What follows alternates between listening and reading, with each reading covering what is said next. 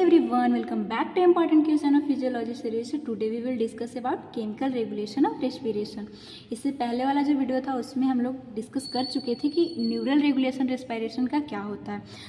अगर आप नहीं देखे हैं तो हम्बल रिक्वेस्ट है कि प्लीज़ उसे आप देख लीजिए क्योंकि उसी से रिलेटेड इसमें फिनोमिना आता है. चलिए वीडियो को स्टार्ट करते हैं. अगर देखें हैं तो और भी अच्छे समझ में आएगा, अगर नहीं भी देखे हैं तो प्लीज़ देख लीजिए ताकि आपका अंडरस्टैंडिंग अच्छा हो और इससे ज़्यादा उसका पॉसिबिलिटी होता है एग्जाम में आने का. वैसे तो दोनों ही इम्पॉर्टेंट क्वेश्चन है. आपको इसका कंटेंट क्या होने वाला है. सबसे पहले हम लोग इंट्रोडक्शन को डील करेंगे. इसके बाद इसका टाइप होता है, जैसे कीमोरिसेप्टर 2 टाइप्स के होते हैं वो चीज़. और इसके बाद हम लोग जो टाइप है उसका फ्लो चार्ट के थ्रू मैकेनिज्म समझेंगे, डायग्राम भी देखेंगे और लास्ट में फिर ओवरऑल एक मैं फ्लो चार्ट समझाऊंगी और इसी तरह से आपको एग्जाम में भी लिखना है. फर्स्ट इंट्रोडक्शन है रिस्पायरेशन. सबसे पहले क्या है, अगर आपसे कोई पूछ रहा है कि रेगुलेशन कैसे होता है रेस्पिरेशन को, तो आपको पता होना चाहिए कि रेस्पिरेशन क्या है और उसका रेगुलेशन कितने टाइप्स का होता है, जिसमें कि केमिकल भी आएगा. तो उस तरह से आपको एग्जाम में भी बस बताना है. तो सबसे पहले रेस्पिरेशन तो एक ऑटोनॉमिक प्रोसेस है, अपने से होता है. इसमें कंट्रोल हम लोगों का बेसिकली नहीं चलता है, लेकिन सम टाइम के लिए इसे वॉलेंट्री भी कंट्रोल किया जा सकता है सम पीरियड्स के लिए. तो इसको 2 टाइप से रेगुलेट किया जाता है. इसके लिए 2 मैकेनिज्म है. फर्स्ट तो होता है नर्वस या फिर न्यूरल मैकेनिज्म, जो कि हम लोग डिस्कस कर चुके हैं, बहुत इंपॉर्टेंट है. और एक है केमिकल मैकेनिज्म, जो कि कीमो रिसेप्टर केमिकल नाम है. तो कीमो रिसेप्टर के थ्रू जो है वो रेगुलेट होता है. ये बेसिकली तब होता है जब ऐसे जैसे हम देख भी रहे हैं कि शॉर्ट पीरियड के लिए, तो ये कब केमिकल रिसेप्टर काम करेगा, फिर केमिकल रेगुलेशन होता है जबकि CO2 आपके बॉडी में ज़्यादा हो गया या फिर O2 कम हो गया. और ये सब का अगर ये ज़्यादा हो रहा है तो ऑब्वियसली H+ ज़्यादा होता है.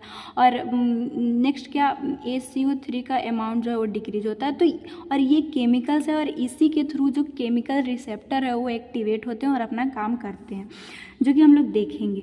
सबसे पहले देखते हैं केमिकल मैकेनिज्म है क्या, रेगुलेशन. ये सारा चीज़ इंट्रोडक्शन में जब आप समझा दिए तो आपको बताना है कि केमिकल मैकेनिज्म एक operated through the chemo receptor. Chemo receptor होते हैं हमारे बॉडी में, उसके थ्रू ये ऑपरेट होता है, उसके थ्रू ये चलता है. ये क्या है, एक सेंसरी नर्व इंडिंग होता है हमारे कीमो रिसेप्टर पे, जो कि give response change in chemical constituent of blood.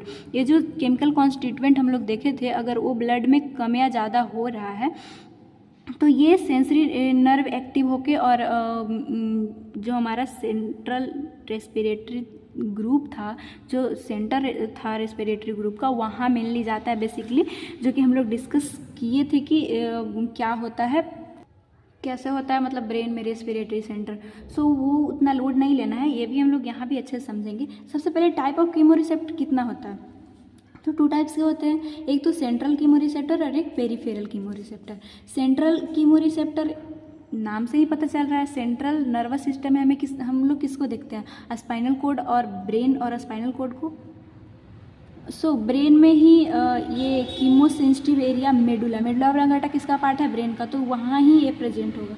Peripheral chemo receptor that means क्या, ब्रेन और स्पाइनल कोड से हट के अगर कहीं प्रेजेंट है तो उसको पेरिफेरल कीमो रिसेप्टर बोलते हैं, जो कि कैरोटिड और एवटिक बॉडी में प्रेजेंट होता है. फर्स्ट हम लोग डिस्कस करेंगे सेंट्रल कीमो रिसेप्टर. इसका लोकेशन कहाँ है, chemo sensitive area in medulla oblongata, जो कि हमारे ब्रेन का पार्ट है, वहाँ पे ये प्रेजेंट होता है. जैसे कि जब मैं फर्स्ट वीडियो समझाई थी तो बताई थी कि ये वेंट्रल रेस्पिरेटरी ग्रुप है, डॉर्सल रेस्पिरेटरी ग्रुप है, ये न्यूमोटैक्सिक सेंटर है, जिसको हम लोग रेस्पिरेटरी सेंटर बोलते हैं, और वही न्यूरल रेगुलेशन में हेल्प करता है. और इसी के बीच में जो डॉर्सल और वेंट्रल रेस्पिरेटरी ग्रुप है, उसके बीच में प्रेजेंट होता है एपिनेफ्रिक सेंटर, जो कि एडेड है, और उसके नीचे कीमो सेंसिटिव एरिया प्रेजेंट होता है, और यही सेंट्रल कीमो रिसेप्टर के थ्रू काम करता है. तो ये काम करने के लिए कोई तो इसको स्टिमुलस चाहिए, क्योंकि हमें पता है कि हम नॉर्मली अच्छे से सांस ले सकते हैं, लेकिन जैसे ही कोई गड़बड़ी हुआ, CO2 कम हुआ, O2 जो है वो कम हुआ, ये सारा चीज़ अगर हो रहा है तो स्टिमुलाई जाता है, स्टिमुलस जाता है कीमोसेंसिटिव एरिया के पास, जो कि ये एक्टिव होकर और आगे का काम करता है. ये कैसे एक्टिव होगा, जब आर्टेरियल ब्लड जो है आपका, उसमें CO2 अगर ज़्यादा हो जाए, इंक्रीज का साइन है, तो इंक्रीज अगर हो जाए तब ये जो है वो स्टिमुलेट होता है.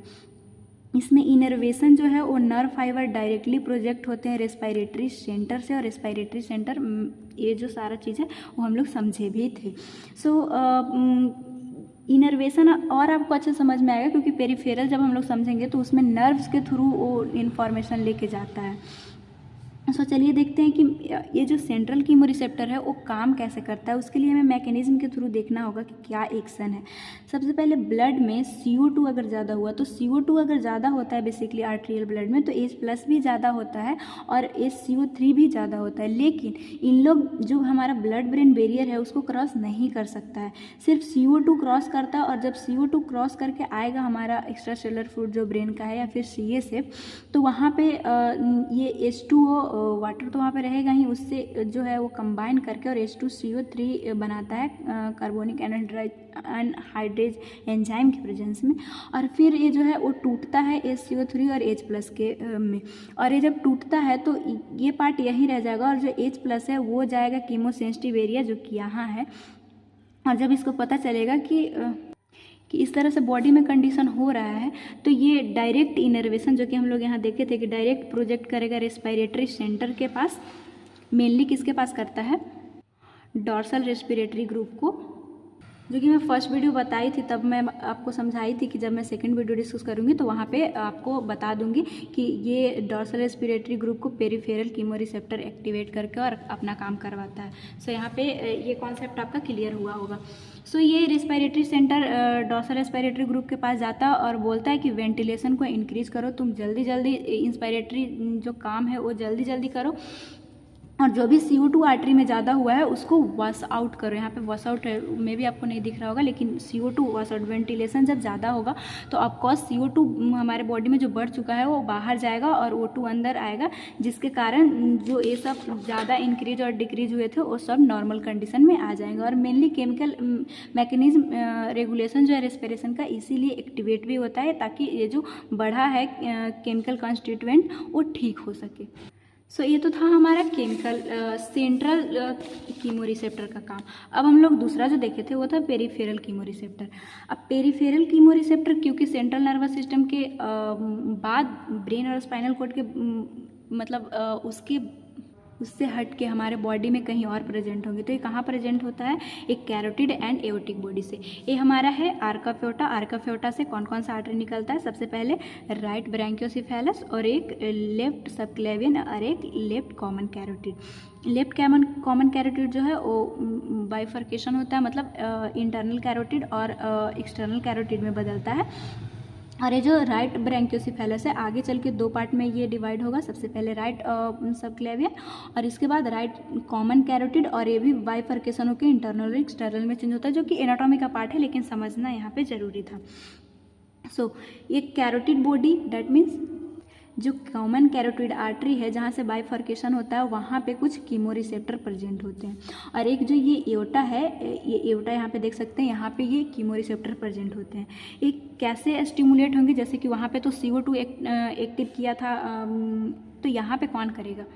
यहाँ था ना स्टिमुलस जो है आर्टरी में अगर ज़्यादा है तो यही आगे जाके और इस तरह से H+ के रूप में इसको स्टिमुलेट कर रहा था। तो इसको कौन स्टिमुलेट करेगा? तो जब मेनली O2 हमारे ब्लड में डिक्रीज है और ये जो ऐसे इसको मेनली O2 का डिक्रीज होना, और ये कंडीशन हो ही कब रहा है? जब O2 डिक्रीज हो रहा है। और इस कंडीशन में क्या होता है? CO2 इंक्रीजेज रहता है और H+ भी इंक्रीज रहता है। सो मेनली इसको स्टिमुलेट करता है O2। अगर ज़्यादा O2 जो कम हो रहा है वही इन्फॉर्मेशन इसके पास जाएगा, और लेसली जो CO2 ज़्यादा हुआ है और H+ ज़्यादा हुआ है वो भी एक्टिवेट करता है, लेकिन लेस, ज़्यादातर O2 इसको स्टिमुलेट करता है। तो पेरिफेरल कीमोरिसेप्टर जो है वो carotid body mostly located bilateral in the bifurcation of common carotid artery. तो पेरिफेरल कीमोरिसेप्टर की तरह मोस्टली कौन काम करता है? तो ये जो ये कैरोटिड बॉडी है जो कि कॉमन कैरोटिड जहाँ पे बाइफर्केशन हो रहा है वहाँ पे प्रेजेंट होता है। सो यही जो है वो मेनली काम करता है। और एओर्टिक बॉडी जो कि लोकेटेड होता है एलोंग आर्क ऑफ एओर्टा, और ये भी एक्टिवेट करेगा, ये भी मतलब एक्टिवेट होगा, लेकिन फ्यू समटाइम्स मोस्टली यही एक्टिवेट और ज़्यादातर यही एक्टिवेट करने का काम करता है। सो कैसे होता है? सबसे पहले जो है वो ये इनर्वेशन, जैसे कि मैं यहाँ आपको बताई थी कि इसका डायरेक्ट इनर्वेशन था, डायरेक्ट फाइबर भेज रहा था, लेकिन इसको नर्व चाहिए जो क्योंकि ये दूर है ऐसे भी, तो इसको उतना दूर जाना है नॉर्मली समझने के लिए मैं आपको बता रही हूँ। तो नर्व तो कोई चाहिए ताकि इसका इन्फॉर्मेशन ले जाए, ये एक्टिवेट हो गया है। लेकिन अब कोई तो डीआरजी को बताए, डॉर्सल रेस्पिरेटरी ग्रुप को, कि देखो कम हो गया है, तुम अपना इंस्पिरेटरी रेट को बढ़ाओ, जल्दी जल्दी वो जो रिदम था रैम्प रिदम उसको जल्दी जल्दी करो, ताकि जो ये सब सारा चीज़ ज़्यादा हुआ है या फिर CO2 जो कम हो गई हो बॉडी में वो ठीक ठाक हो सके। सो जो वेगस नर्व है वो एवटिक जो कीमो रिसेप्टर है एवटिक बॉडी पे, उससे लेके जाता है इन्फॉर्मेशन, और ये जो हमारा ग्लैसोफेरेंजियल है वो कैरोटिड बॉडी का इन्फॉर्मेशन लेके जाता है, इस पे जो कीमो रिसेप्टर प्रेजेंट होते हैं उसका, और ये डॉर्सल रेस्पिरेटरी ग्रुप में ये जाता है। और इसके बाद रेस्पिरेटरी मोटर नर्व्स के थ्रू ये आगे का इन्फॉर्मेशन, मतलब कि जो भी डायफ्राम को एक्टिवेट करना है, कैसे एसेसरी मसल सारा चीज़ काम करवाना है, वो सब आगे इन लोग करवाता है। हम लोग उस वीडियो में भी अच्छे से डिस्कस किए थे। सो ये इन्फॉर्मेशन जा कैसे रहा है, जैसे कि ये चुपचाप बैठा हुआ था और इसको O2 ना मिलने की वजह से ये इन्फॉर्मेशन इसके पास भेजता कैसे है। तो सबसे पहले ग्लोबल सेल प्रेजेंट होता है, पेरिफेरल कीमो रिसेप्टर जो है वहाँ पे ग्लोबल सेल प्रेजेंट होता है, उसमें O2 सेंसिटिव और पोटेशियम चैनल प्रेजेंट होता है। जैसे कि ये सेल, जैसे कोई भी न्यूरॉन तो एक तरह का सेल ही तो है, तो उसमें O2 सेंसिटिव पोटेशियम चैनल की, मतलब कि O2 मिलेगा तो पोटेशियम चैनल काम करेगा। सो इसको O2 डिक्रीज होने से पोटेशियम चैनल जो है वो इनहिबिट हो जाता है। और देखिए यहाँ पे क्या बोल रहा है, inhibited by decrease partial pressure of O2, क्योंकि O2 कम है तो पार्शियल प्रेशर भी कम होगा। ये नॉर्मली मैं आपको पिछले वीडियो में समझाई थी। देखिए जैसे कि कोई भी चीज़ इसमें O2 अगर ज़्यादा है तो ज़्यादा प्रेशर लगाएगा, अगर O2 कम गया तो इस प्रेशर कम लगाएगा, उसी को पार्शियल प्रेशर बोलते हैं। तो पार्शियल प्रेशर अगर कम है तो कम होने की वजह से जो O2 सेंसिटिव पोटेशियम चैनल था वो इनहिबिट होता है। इनहिबिट होने के कारण सेल जो है वो डीपोलराइज होता है, और जब भी सेल डीपोलराइज होगा so calcium voltage gated channel open हो जाता है। यहाँ पे कैल्शियम का जो गेट है वो ये अंदर जाएगा। सो देखिए यहाँ पे भी मैं आपको समझाने की कोशिश की हूँ कि कैसे आर्टरी में O2 कम आ, जिसके वजह से जो पोटेशियम जो ऑक्सीजन के वजह से काम करता था वो इनहिबिट हो गया, जिसके कारण कैल्शियम अंदर जाएगा, और कैल्शियम जब अंदर जाता है तो मसल कॉन्ट्रैक्शन का यहाँ पे फिनोमिना है। हम लोग डिस्कस भी इसको किए थे कि कैल्शियम जैसे ही अंदर जाएगा तो यहाँ पे जो वेसिकल्स में ACH है, एसिटाइल कोलिन, वो रिलीज होता है, और इन्फॉर्मेशन जो है इस नर्व्स के थ्रू इसके पास DRG के पास जाएगा। तो वही बोलता है कि इंट्रासेलुलर अगर कैल्शियम अगर ज़्यादा है तो न्यूरोट्रांसमीटर को रिलीज करवाएगा, क्योंकि जैसे इसको कैल्शियम मिलता है ये रिलीज होता है। नर्व सिग्नल सेंड CNS किसके पास, डॉर्सल रेस्पिरेटरी ग्रुप के पास, तो स्टिमुलेट होगा वेंटिलेशन, मतलब ज़्यादा वेंटिलेशन, ज़्यादा जल्दी सांसें लेंगे तो जो भी इधर उधर हुआ था, जो ऑक्सीजन कम था, CO2 ज़्यादा हुआ था, वो सारा नॉर्मल हो जाता है।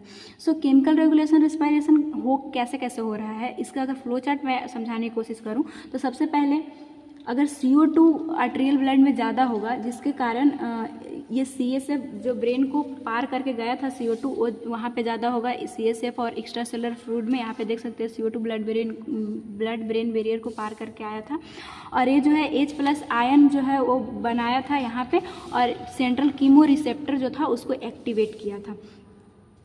और एक यहाँ पे भी देख लेते हैं कि जो आर्टेरियल में O2 कम था, जिसके कारण जो ये सेल था इसमें ग्लोबल सेल जो कि पेरिफेरल एरिया जो कीमो रिसेप्टर है वहाँ पे प्रेजेंट था, वो उसका पोटेशियम चैनल इनहिबिट हो गया था, जिसके कारण सेल डिपोलराइज हुआ, जिसके कारण कैल्शियम गेटेड चैनल ओपन हुआ और कैल्शियम अंदर आया, ACH रिलीज हुआ, और वो जो है वो पेरिफेरल कीमो रिसेप्टर के पास पहले इन्फॉर्मेशन लेके गया।